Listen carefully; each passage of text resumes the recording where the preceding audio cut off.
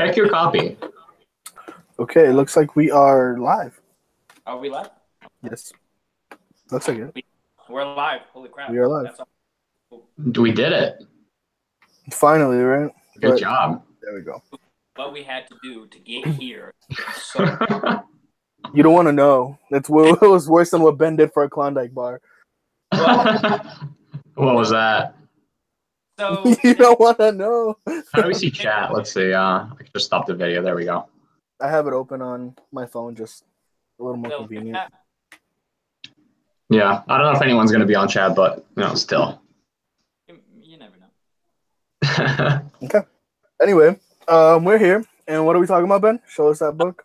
X-Men by Joss Whedon. Show us that out of print butte. Show us your whale. Oh yeah, this little beauty. I mean, it's like a little banged up, but like I got it for I think $100, and like I jumped on it because I had read the first couple of issues and I love the art, so I was like, that's one of the ways. The art is amazing.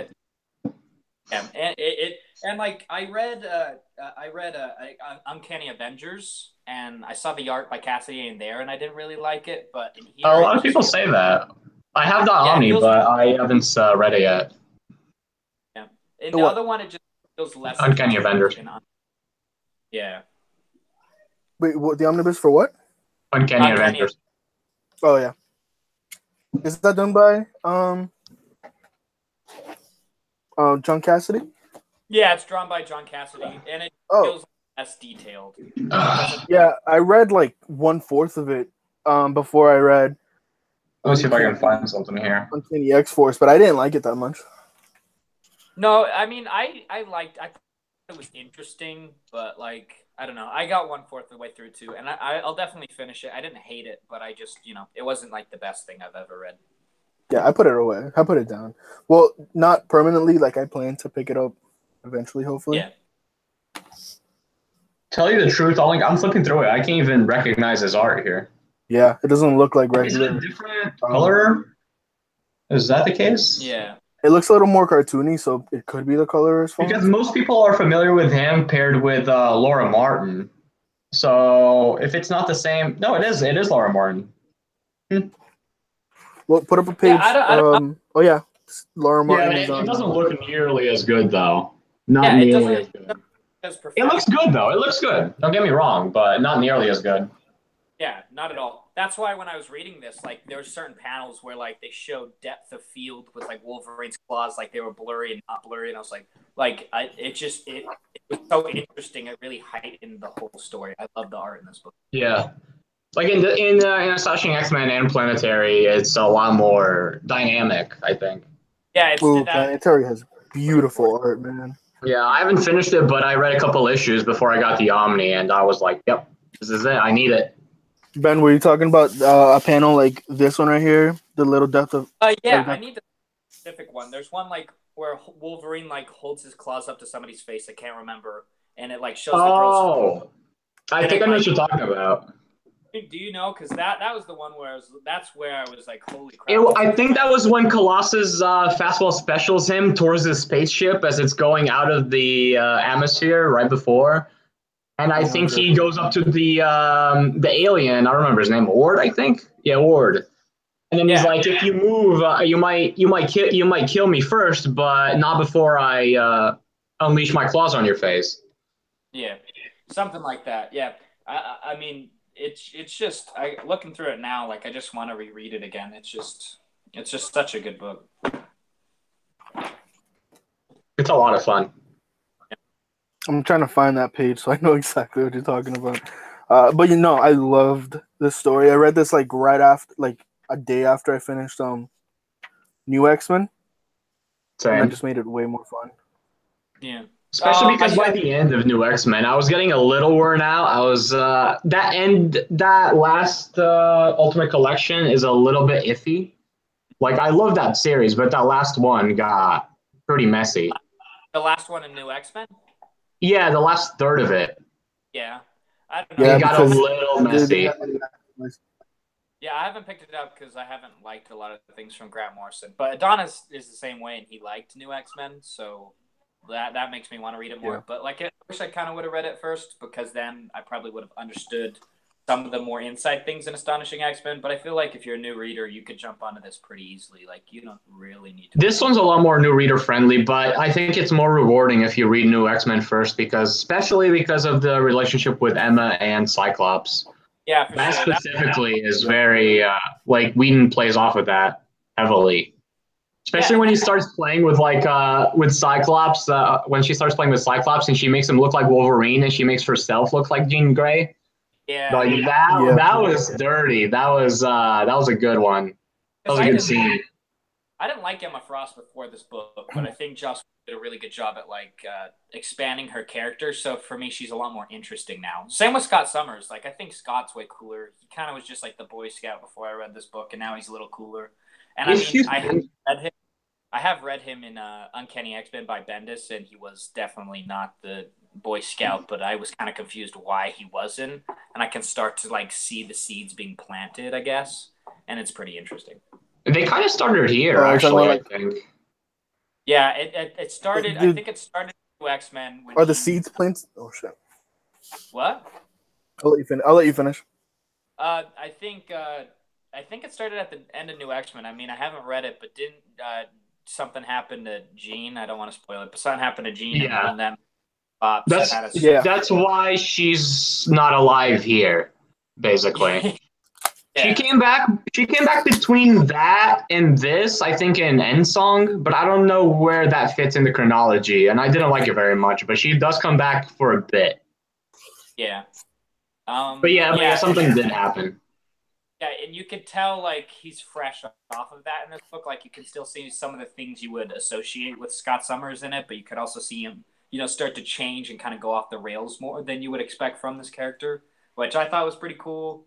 But I wish I would have had more background, so I knew more of the old Scott Summers, even though I think I kind of have a good grounding. Same, yeah. Like in New X-Men, you see a lot of that, because in that he's still dating Jean, but he's also having a mental affair with Emma. Really? Yeah. So they're having they're mind banging, for lack of a better word. Mind banging. Yeah. And he's like, it's not cheating because we're not doing anything physically. And then she's like, and then she comes back and she's like, nah, we're done. I want to read last now. That sounds honestly, if you liked what Whedon's doing here with Emma and Cyclops, I think you would like new X-Men. Does it? Oh, New X-Men, you should like it no matter what, dude. Yeah, it's so good. It's like parts where it gets a little unwieldy because there's so much going on. And the art is just, it goes from really good to just absolute crap. There's one fill-in artist, I don't remember his name, Eager something, Cordy or something like that. He's just awful. He's so bad. Maybe he was just rushed. Maybe that's why they grabbed him. They're like, maybe he can finish this off within our time frame. But Igor Cordy. Yeah, he was just so bad. So bad. Yeah. I mean, maybe it's just me, but I don't the grittiness of Frank Whiteley's art, I guess you could call it gritty, or maybe it's just like a little ugly, but it fits the tone that Grant Morrison was trying to go for. I see what you mean, yeah. I mean, it just. But every time I see a from Frank Whiteley, it just kind of looks fluffy and weird, and I don't know. That's why I haven't read anything from him, just because I keep looking at the interior pages and not reading it. But I don't know. I need to read All-Star Super, maybe. You should read. Honestly, you should read V3. V3. Oh, yeah. It's almost like it's almost like a Frank Whiteley book with Grant Morrison in the background. Like it's mostly a book like his book. Honestly, there's so much visual storytelling in that, and it's only 3 issues. Yeah, I'm trying to find the right panel to show Ben how Whiteley's art can actually be beneficial. Oh, show him the silent issue. That's exactly what I'm looking for. Yeah, that issue's amazing, but that's really cool. I know we're supposed to be talking about Astonishing X-Men, but this book is amazing, and it's really it's Grant Morrison. Grant Morrison he's really holding back a lot. Like, he's not off the rails. Grant Morrison on Final Crisis. I mean, this is not an X-Men book, but Quietly is just amazing. Yeah. Yeah. But Ben has said he doesn't want to read it or hasn't wanted to read it because he hasn't had a good experience with Grant Morrison, and neither have I up until this book. So after this, I really want to read more of his work now that I can just kind of like appreciate him. It's a weird conundrum though, because like I started X-Men with New X-Men, but but I would be hard pressed to actually recommend it to a new reader because it's one of those things that if you think you're going to go hard at starting the X-Men and actually sticking through it, then start with New X-Men. But if you think you're like maybe a little lukewarm and want to try it out first, I would say start with Astonishing for sure because it's much more accessible. Oh yeah. So it's either Astonishing. I'd recommend Astonishing or Wolverine in the X-Men. I think those are really two good starting points. I still gotta get that. That's the only thing that's like missing from. That's like the big hole in my X-Men collection. I would say. So this is. It's amazing. The ugliest babies you will ever seen, and drawn by Frank Quitely. Yeah, you're not. In the silent issue. Just kidding. if you knew the context of the story, you'd understand. Oh, see, that's another thing that you miss out on. If you didn't read New X-Men, you're not going to know who Cassandra Nova is. So when she shows up in Astonishing, you're going to be like, "Who the hell is this? And why is she so important? Why are people so scared of her?" And she's an amazing villain. I love his Logan. Yeah, that was great. That's a very cool, actually. But yeah, I didn't even think to say that Cassandra Nova popping up in Astonishing X-Men. I was like, oh my god, we have this bitch back. Damn it. But it was like one of Professor X's love interest. Wasn't she? Wait, what? Sorry, I couldn't hear you. Wasn't Cassandra, Nova, like his love interest, Professor X's love interest? No, she's his twin sister, basically. Oh. Yeah. She's something called the Moondry or something like that, where she's basically his psychic twin that they're basically like a species that is born. It's hard to explain. It's a very Morrison-y thing. Like he created her, but they're basically like a psychic twin that try to eat each other in the womb.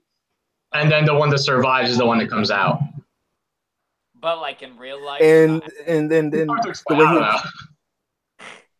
the way he explains it is that Xavier's very first memories are being in the womb and realizing like what an issue this child would be if it was born. So little baby Xavier takes it upon himself to just kill his twin sister right on the spot. What? That's crazy. Well, when you see what she does, it's not so crazy. Yeah, she's insane. More. That like sounds trippy and like interesting and new. Like, and that that's Morrison.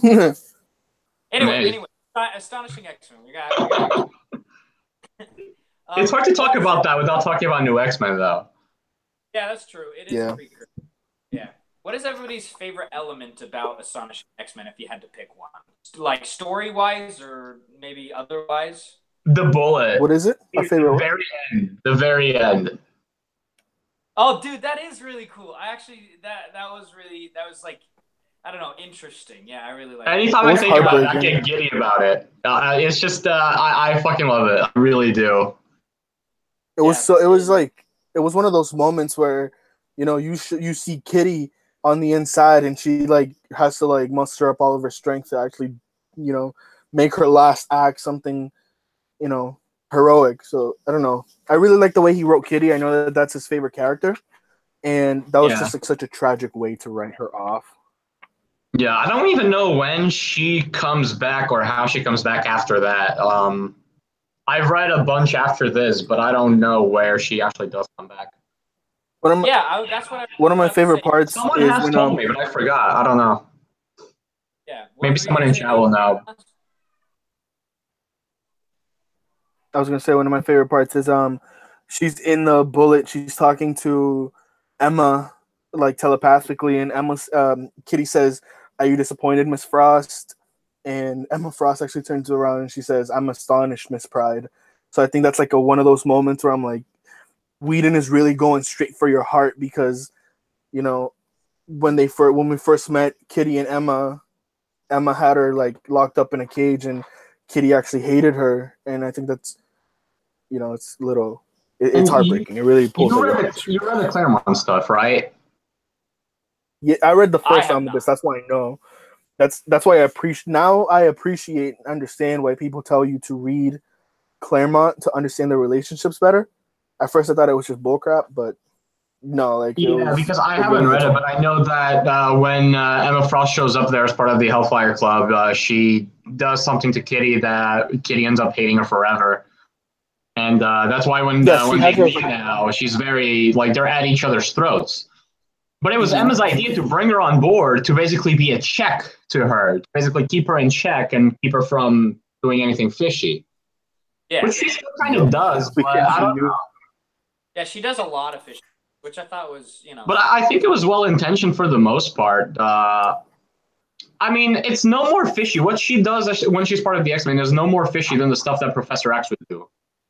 Yeah, that's true. And before this book, I actually, I hadn't read a lot of books with Professor X in them. So, like, this book kind of introduced me to the fact that Professor X might actually do some sketchy things. And, like, that's one of the parts I liked about it, that, like, even Professor X has, like, a bad side. Like, I didn't know that before this book. Was Professor X wasn't even in this book? He was for a bit, yeah. Yeah. He showed up for a bit. I don't know. I think before the beginning of this book, I think he was in Genosha doing something. I don't know what he was doing. Yeah, but then he comes back. I'm trying to remember what part he comes back. Does he come back on his feet or does he come back in a wheelchair? In a wheelchair. Yeah. Yeah. Oh, wait. Is this the right one? Packs, remember? And, like, the danger room's like, you're my father, and they were, like, fighting, and, like...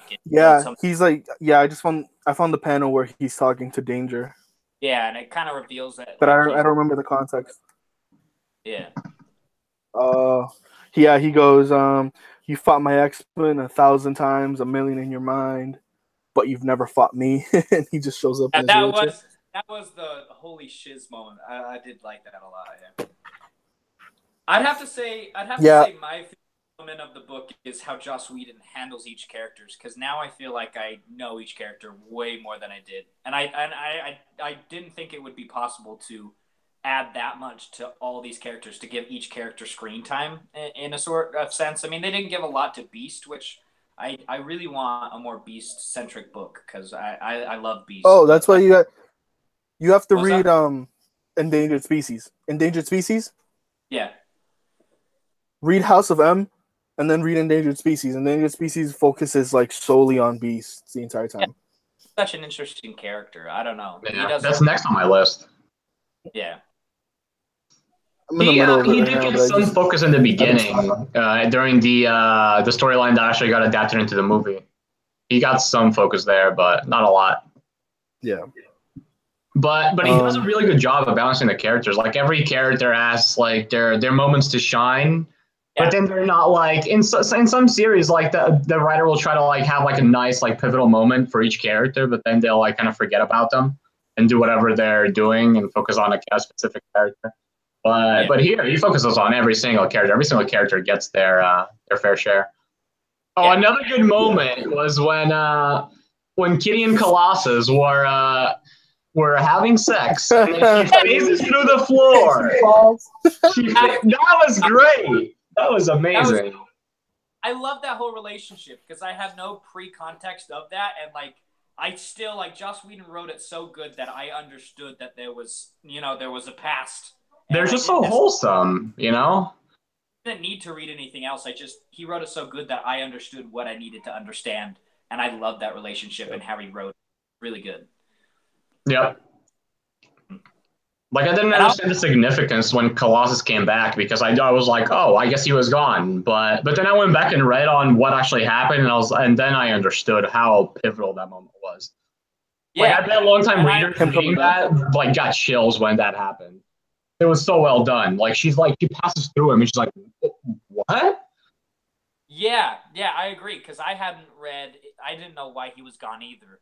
And I didn't feel like I needed to. Joss Whedon, again, wrote it so good that, like, I needed to be shocked. And I was shocked, even though, like, you were astonished. Like, oh, back, apparently. I thought that was We awesome, have to be astonishing. Yeah. I mean, it lives up to its name. Yeah. Yeah, it really does. It really does. I mean, I feel like the fourth volume is the worst out of all of them because we were talking about this before the show that they introduce a villain in the first volume that you think is just a throwaway, and you're like, he's fine, and then he's like the overarching villain, and he's like the villain in the fourth. He's like the main villain at the end, and you're like, really? Like, I didn't like it at all. But I mean, I still like the story and the writing, but I thought it was a weak voice. It was the weakest, but I would still give it like a almost perfect score though. It's It like was I'm it was thinking. just the danger room scenario, and that was one of my favorite stories ever. Just like the danger room coming to life. That was such a cool villain. I liked all the mind shenanigans they did. When Kitty was having, she thought she had a baby, and then she was like, "I saved our baby," and she actually had like Colossus's head, like she had like a sledgehammer or something through his head, and she was just going insane. Like all those mind shenanigans that Whedon does, Yeah, I found really interesting. I like when Scott was trying to get past the the alien species at the end, and he's like having a mind conversation with everybody, saying like he's gonna have to die and board their ship and stuff, and I thought that was really well done. Yeah. I thought I wanted to go back to that point. The mind shenanigans, like they make Wolverine into like a little kitty cat. Oh like, yeah, like, he really can't even like. Or he's like, I want a beer or something like that. Oh no, are you a beer? Are you a beer? Like that was a great moment.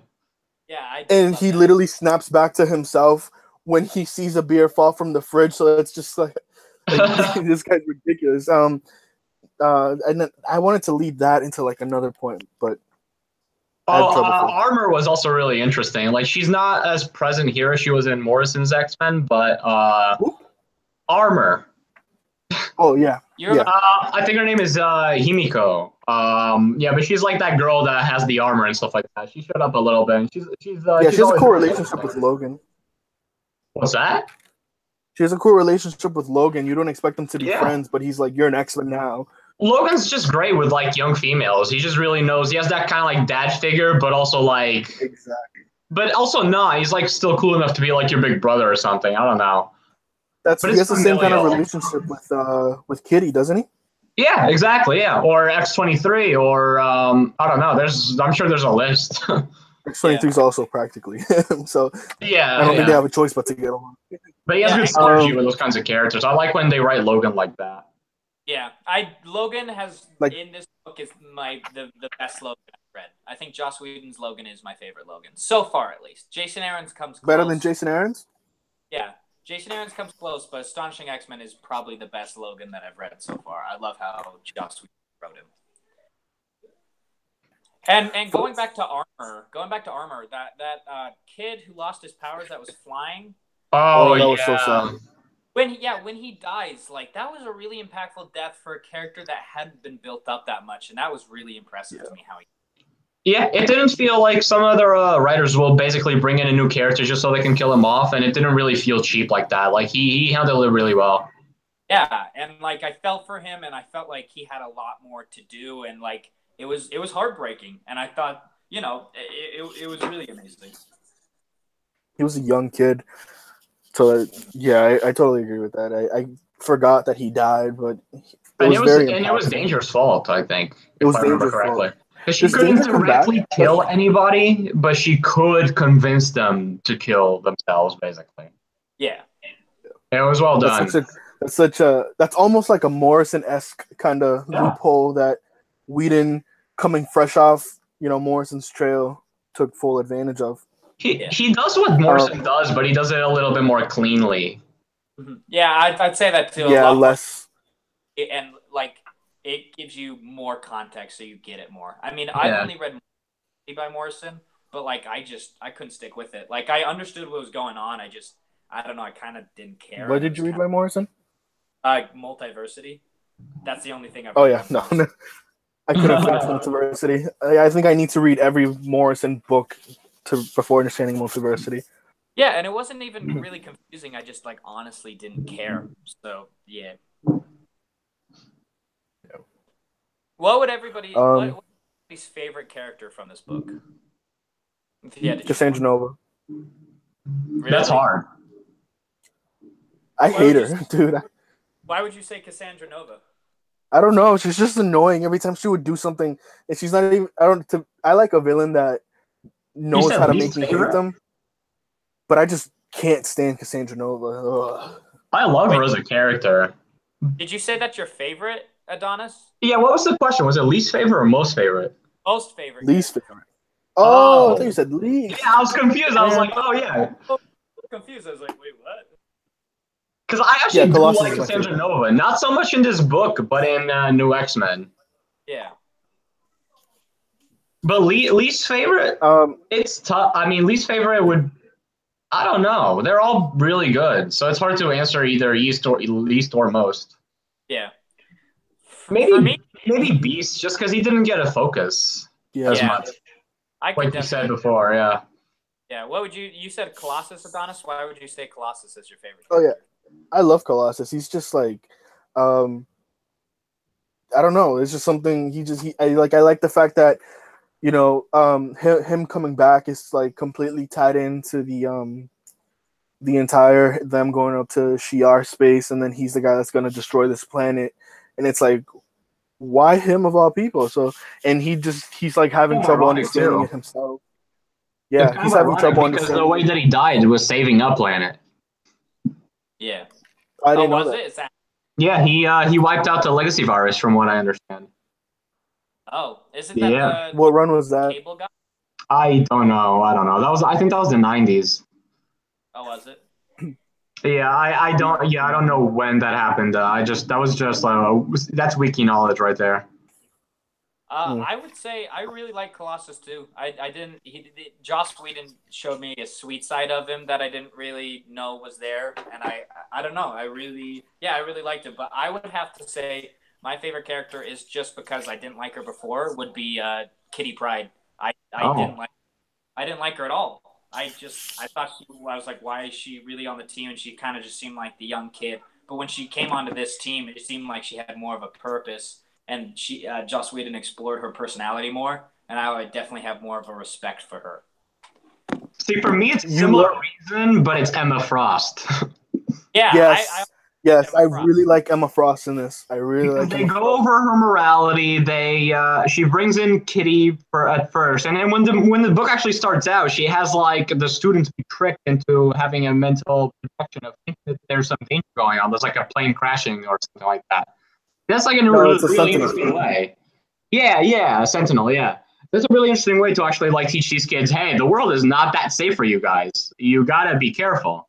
And then she has all these mental projections when she like messes with Cyclops and like by making herself Jean. And she's like, oh, but do you like her badder? And then she turns into like a Dark Phoenix Jean.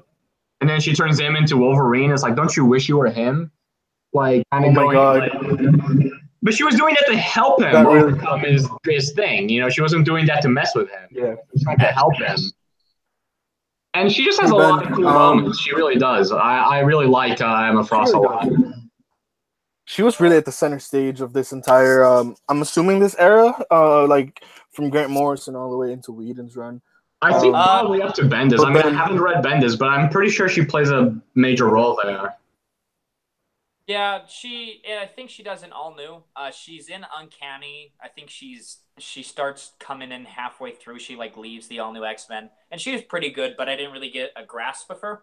But Mr. Nage09 just asked if I liked her in Wolverine and the X-Men, and I'd say yeah, like she didn't bug me, but she wasn't memorable. That like I felt is that question towards Emma me. or towards Kitty? That was towards Kitty. Okay. Liked her. I just, I felt like she had more of a purpose in this book, and I guess in Wolverine the X-Men, I didn't understand her personality enough to like her, but like I didn't hate her. I've never actually hated her. I just have always been like, you're picking an X-Men team. Why is she on?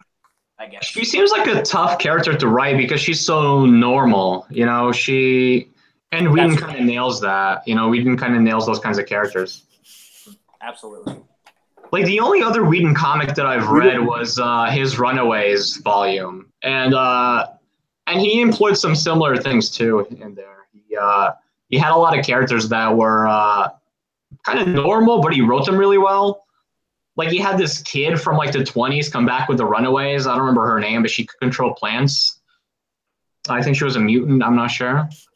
And then, but she was from the 20s, and then she came back to the present, and then she was kind of like a fish out of water thing. And but she was married in the 20s and like abused and stuff. And he just kind of nails those kinds of characters. I don't know. He definitely does. He definitely does. I think that's just like his specialty, though. Yeah, like with Buffy. I mean, I never really watched a lot of Buffy, but it's kind of similar. He has a lot of characters there. Yeah.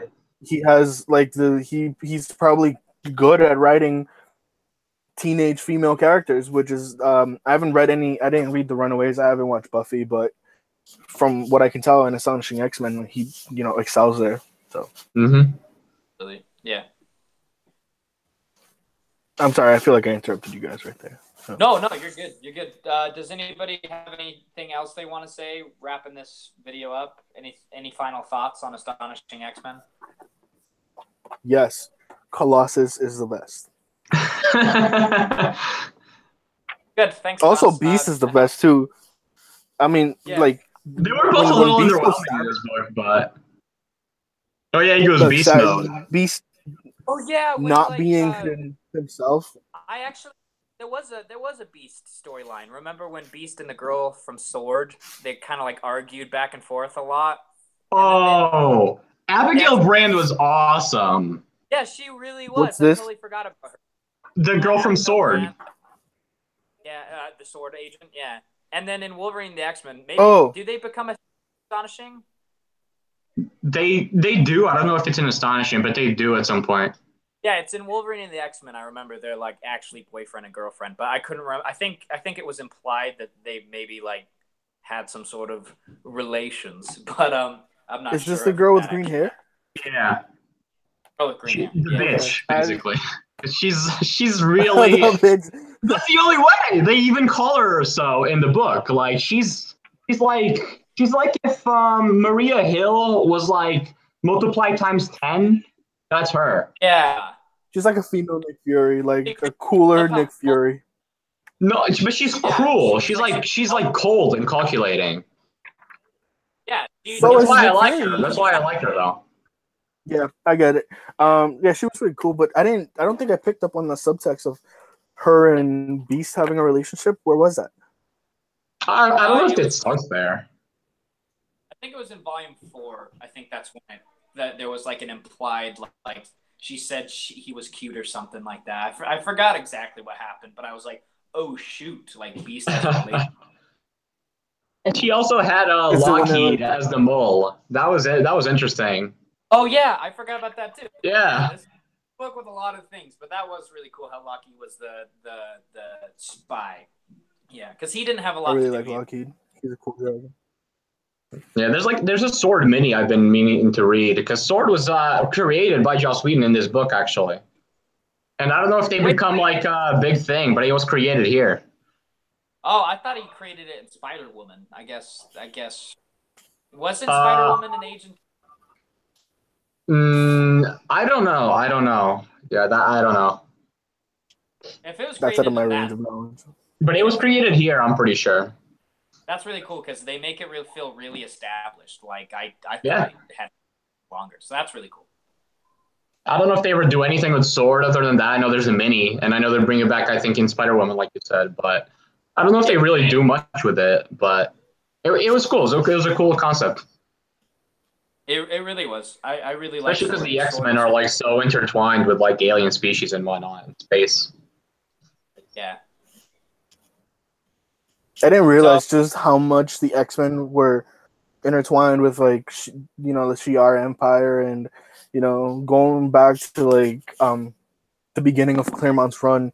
Professor X is having like all these dreams of being out in space, and it was just this is like the beginning of the X-Men for me. I had no idea.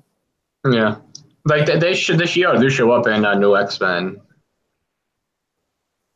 And then there's like that whole thing, and then there's the War of Kings part because the X-Men have I mean, I don't know. I only read the beginning of War of Kings, but the X-Men do have the Rise and Fall of the Shi'ar Empire, and the whole thing with Vulcan and all that. Actually, I think Yeah, Sword does Fall play of a the part. Shi'ar Empire, isn't it? Yeah, I think Sword plays a part in that. I think I remember Abigail there briefly, but I don't. I couldn't confirm it. I don't know. I have to get to War of Kings eventually. After I do the whole Messiah stuff, I think I will finally go just through War of Kings and Annihilation, all that, and just read all the way through it. Because it's been. Yeah, I've supposed to been. Yeah, but I just What up? I don't know. I read some of it. I read Nova and I really liked it. And I'm reading Guardians of the Galaxy by Abnett and Lanning, and I think it's pretty good. But I've heard a lot of meh things about it, so I'm not sure if I want to jump into like that big of. I mean, that's a big commitment. It's Annihilation, Annihilation Conquest, War of Kings, Road to War of Kings, like all of that. That's like a lot to, number one. Yeah, it's a big commitment. It is, yeah. I remember I just But we're bought them all comic at book once. fans. Yeah, I did too. I had to. Except It was Annihilation, either of bite the course. bullet or never do it. Yeah, except Annihilation, which I just got the complete collections now. Yeah. Those complete collections look nice. I like them. Yeah, they're next to my Omnis, which I'm sure a lot of people would be triggered by that. They'd be like, "Oh, don't put those next to the Omnis," but yeah. Who gives a shit, dude? Yeah, exactly. I'm in the search for I'm looking for an Annihilation Conquest Omnibus because I had it, but I traded it away for one of these guys, thinking that I could find it on eBay for $40. But all of a sudden, they're going for 60 plus, and I'm. Mine was pretty cheap because I got a damaged at IST, and it's actually pretty damaged, but it's fine. Yeah, it's not too bad. It just looks like it got marred on the side of the pages, so they're kind of like bent. There's like like a crease in like the last third of the book, but it's not too bad. It just means if I'm going to sell it, people aren't going to be too happy to buy it, probably. I'll buy it off you. See, look at that. I don't know if you can see it. Oh, wow. Yeah, that's ugly. It's kind of ugly, and when you open the pages, it doesn't look too bad. I mean, it's readable, but you still have that kind of thing going on, so it's a little kind of a buzzkill, but I mean, I'm not gonna sweat it. I've gotten damaged books from in-stock trades before, and I've never gotten one that damaged. That was the worst one. Everything else I've gotten has been very hard to find damage in, so I'll chalk it up as a win. Like, I don't even know how that works. Like, one, I literally looked over it, and I was like, there's no damage at all. So, like, I think it's worth the gamble. Usually worth it. I got two of my Hellboy libraries. I absolutely want new, then I won't do it, but for most things, I'll do it. Like, I don't care. Yeah. Like, my stray bullets was damaged, and I couldn't even find the damage. There was, like, a little bend, which I was like, if this is the damage, then that's not even damage at all. Like, I've got new books that have had bends like that, which are basically unnoticeable. So, that's a good thing about them. Like, in 1 minute, kind of sum up the book, kind of recommend it to read. We can start with Nelson if you want to start, and just like sum it up, what you liked about it, and why the audience should read, I guess. It basically does something that I don't think has been done in the X-Men. I'm not sure, but it's a superhero book through and through. Like, it's the X-Men trying to be heroes, and that hasn't really been a thing. I think before this or after this, they haven't really been heroes. They've just been kind of mutants in their own little circle. And it's kind of very quippy. And I mean, if you don't like quips, you might not like this, but I like it a lot. They're usually tasteful. There's a lot of emotional moments, a lot of fun, a lot of action. Some amazing art by Cassidy. Like, I think he's amazing. And the colorist is amazing too, Laura Martin. I really like her stuff. Yeah. And I mean, yeah, if you want to start to the X-Men, I think this is you can't go wrong with this one. I mean, you could go with New X-Men too, but I think starting with this is fine. Totally fine. What about you? What was that? Well, right, Ben, you want to go next? Wait, what? Let's hear you go next. Am I cutting it out? A little bit. Oh, okay. What did you think? If you're summing it up, what do you think? I think that I can see why people say that it's a great starting point for X-Men. That being said, me personally, I think you absolutely should read Grant Morrison's because you will just enjoy it so much more. There's so much of the sub subtext of the relationships that's built up in Grant Morrison's. So it's a great starting point, but it's not the starting point that I would recommend.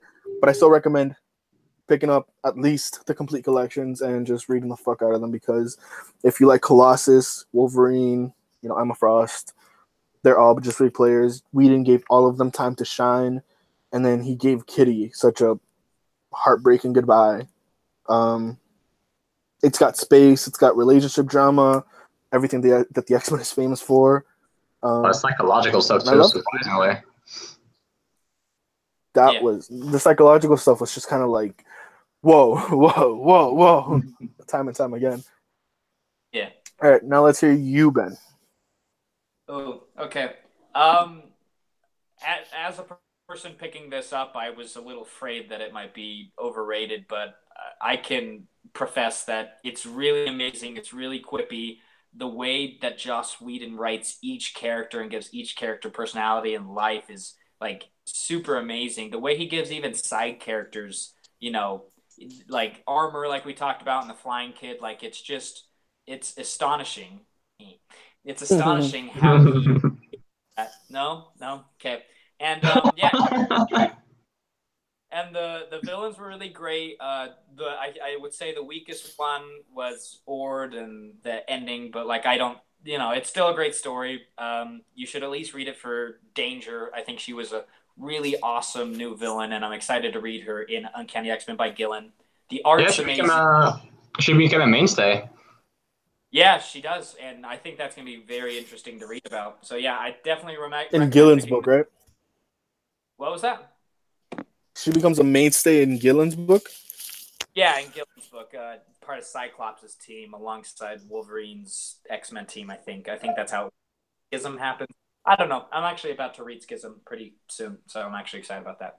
But yeah, I would definitely recommend picking this up. But, like they said, you might need to read New X-Men to truly get this. But as somebody who didn't read New X-Men, you'll still have a great time. You just might need to reread it after you read New X-Men. Yeah, I think it depends like how much you really think that you really want to read the X-Men. Like if you really want to get into it the right way, do it with New X-Men. I mean, if you're not going to go back to Claremont, do it with New X-Men. But if you just want to like give it a taste, I think this is a quick read, and it's a good start to try it out, test the water. It's a good read too. Yeah, I've heard a lot of people say that it is overrated, but I think that's just because it's so, it's a little fun and kind of lighthearted overall. But there's still that psychological stuff. There's a lot of depth to it, to the relationships and stuff like that. So I definitely think that people don't that it deserves the pedigree that it has. Agreed. It deserves to have an out-of-print omnibus. That the fact that it's out of print, so many people won't read it because they refuse to touch paperbacks. But yeah, that's unfortunate. Exactly. But it's deserving of a valuable omnibus. Is the point of what I was trying to say before I started to throw shade. All right. Any last words, guys? Cool. Well, it was really fun to have you on air with us, Nelson. You should join us next time we talk about X-Men again. We're planning a couple different of X-Men videos. Okay. If you guys end up doing that Messiah Complex or whatever, let me know and I'll read it. Cool. Yeah, that's awesome. Otherwise, I'll put it off forever because I tend to do that. All right. Well, have it read by this time next week, just to be safe. All right. Cool. All right. Again, it's been fun, guys. Take care. Bye. Thanks for watching, guys.